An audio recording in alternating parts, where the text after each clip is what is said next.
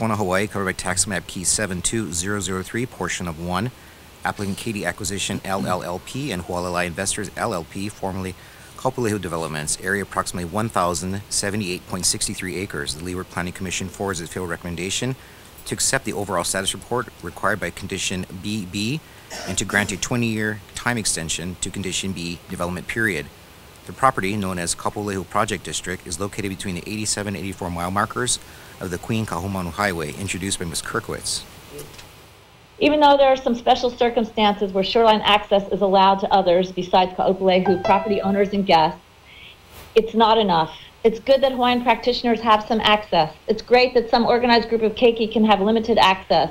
And it's pono that public access exists to at least some limited extent through adjacent properties. But it's not good that a promise to the public is being circumvented at the public's untold expense of losing a huge chunk of coastal open space while this private development continues to expand. The broader local community needs a quick resolution to this situation through the auspices of this group, the planning department, and the state in tandem with Kaʻupulehu landowners, whether it's in the form of an amendment to the development permit or any other approach that will force the hand of requisite entities and get them on board to allow immediate public access through this property. We hope that the process of opening true public access has now begun today, and that it will reach fruition this year, not another 5, 10, or 20 years in the future. We're very pleased to report the January 7th, 2019 letter from the State Historic Preservation Division, which essentially approved the preservation plan for lots 4A and 4B. And so they're notifying, the SHPD is notifying the county of their acceptance of the plan and that they have no objection to our request regarding acceptance of the status report and or an amendment to the Project District Ordinance. We're very happy to receive this. We want to specifically, for the record, thank and give our sincere appreciations to SHPD's Susan Lebo and her Hawaii Island representative, Sean Nalemaili, both of whom worked overtime to get this through the process, and we're very much appreciative. This SHPD approval was the last remaining formal hurdle before the applicants can commence, and this is primarily on lot 4A for Kaʻupulehu, before they can commence the final planning and implementation of the public access plan. What we expect to happen now is that the Kaʻupulehu Developments team is going to compare the approved preservation plan with the integrated resources management plan and all of the other cultural and archaeological studies. There's a barrow treatment plan also for this area, and to make sure that all of the cultural and historical aspects are addressed in the alignment of the actual corridor for the public access. As you know, that this area is a pretty dangerous shoreline area. There's no sand beaches and some rocky cliffy areas, and so the other element, in addition to the cultural and natural resource preservation elements, is the safety element. So we're working with the applicants to design appropriate warning signs for the public. So all of those things will be collated into a report to the planning department for their review and approval, and then once the improvements are all in place, we'll have the planning department come out and authorize us to open up the public access. We anticipate, and I think the developer is willing to make a commitment, that they will open it no later than 12 months from the effective date of this action by the council. We think we can do it sooner, but barring any significant hang-ups, we think we can do that within the 12 months. So we're willing to make that commitment for the record today.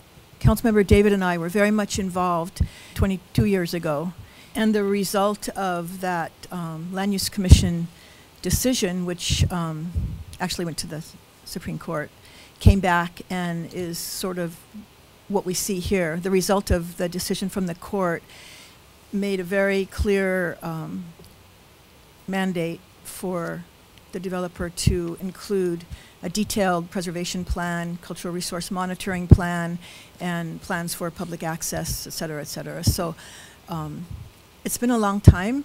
And so when I saw this application come forward, it kind of piqued my imagination on what exactly are we going to do here. And then when I read the background report, I wasn't able to attend the Planning Commission hearing, but when I read the background report and I read the transcript really carefully, I found out that it was a little bit of a confusing exercise.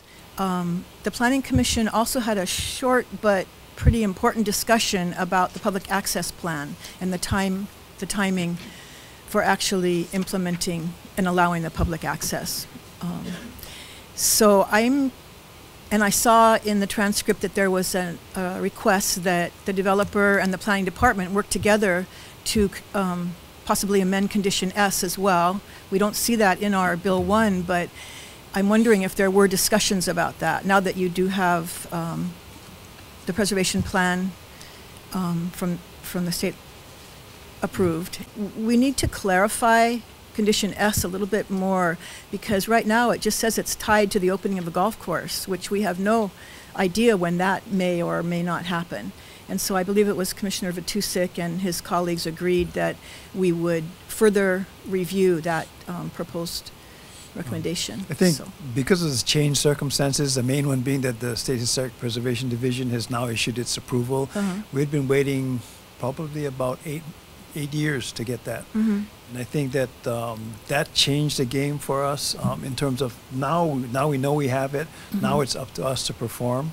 Right. We think that although the zoning ordinance has a opening of the public access time frame of concurrently with the golf course, the public access plan that was approved by the county provides that we would do it in conjunction with the occupancy of our first residential component.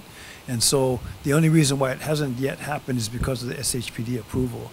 Now that we have it, we're ready to proceed, and that's why we feel comfortable making the commitment. Now this is only up to us, and so we're willing to do that in 1 year or less.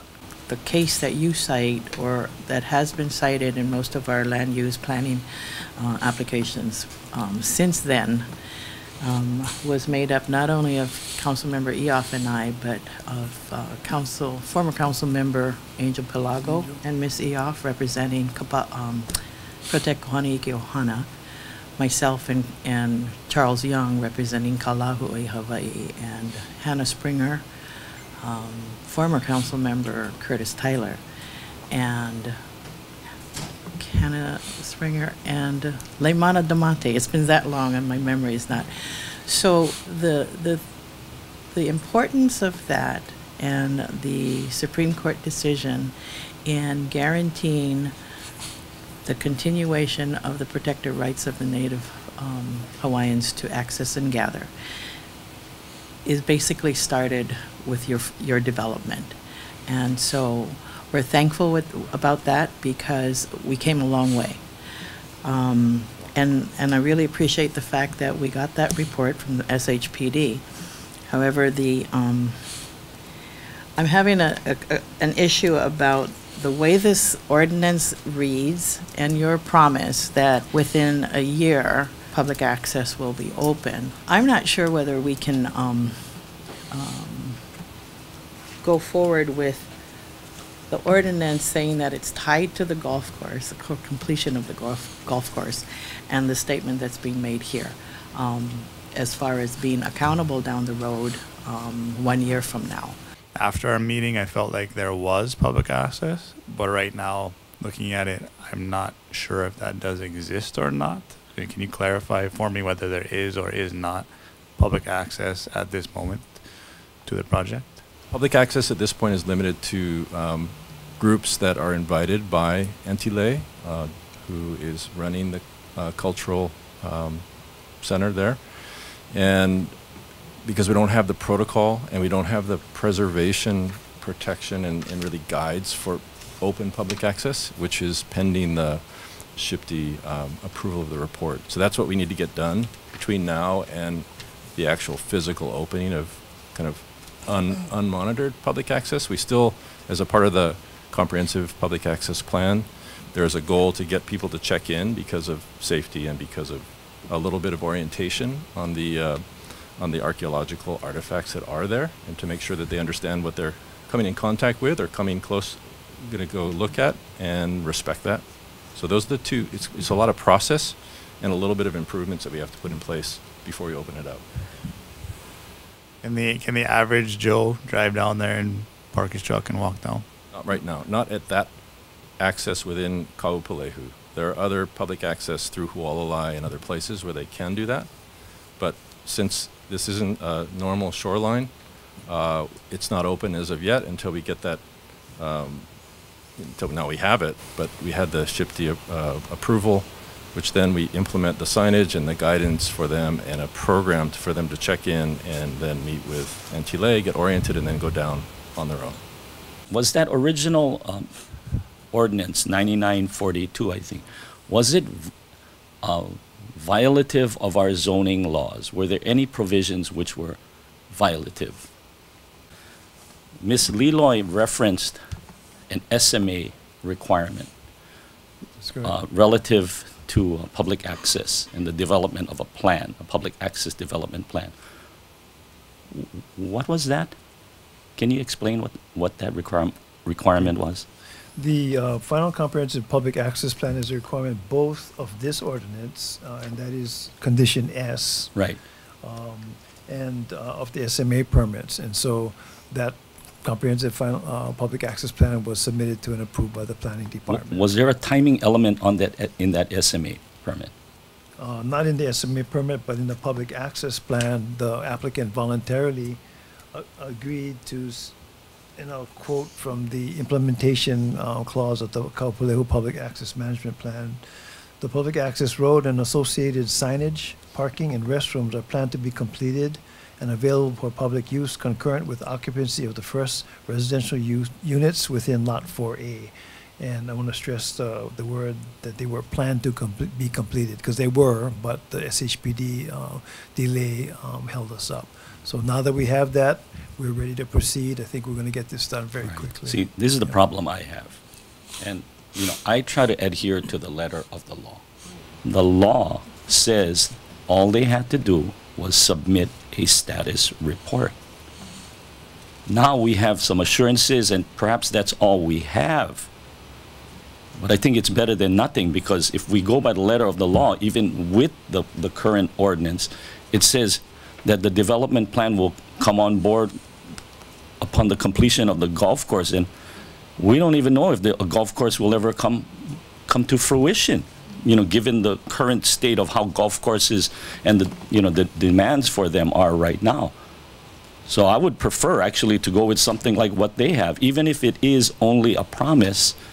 I think it's better than nothing. It's going to move this thing forward much faster, because they want to move, ahead with their buildings. I don't know about this golf course, tying it into a golf course.